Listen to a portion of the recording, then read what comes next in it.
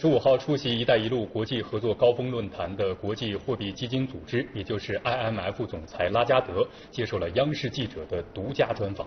拉加德表示，“一带一路”倡议有助于推动更强有力的经济合作，让全球化惠及更多人。国际货币基金组织将为此提供多方面的帮助，包括政策咨询、金融支持、培训和能力建设等。BRI forum successfully concluded.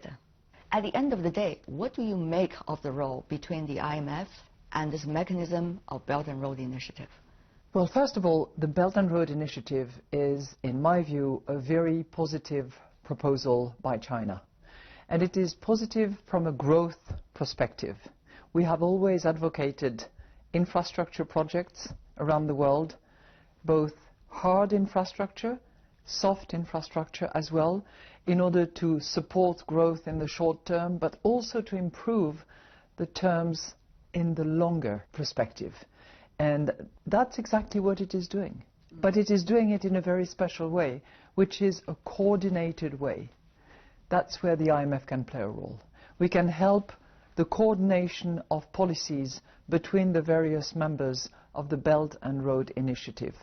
And we can also provide technical assistance.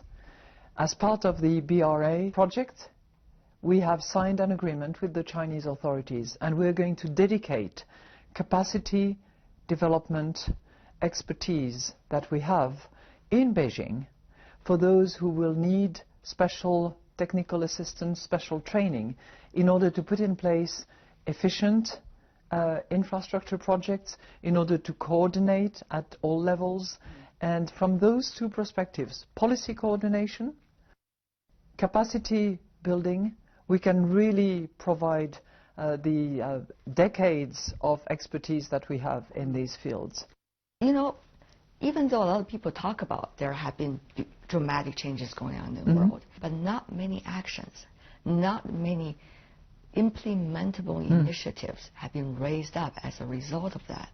So as the head of the IMF, Madame Lagarde, I do want you to help us understand, where can we go from here? You know, one of the most critical objectives is inclusion. Make sure that poverty is eradicated as much as possible.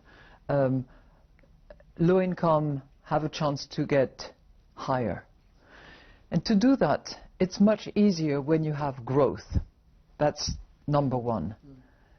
The Belt and Road Initiative should certainly stimulate growth. Number two, once that growth is sustainable and stronger, then you need to invest in those propositions and projects that will help people. Better education, better training, better adjustment to that new society, which will be much more fueled by technologies, by new devices.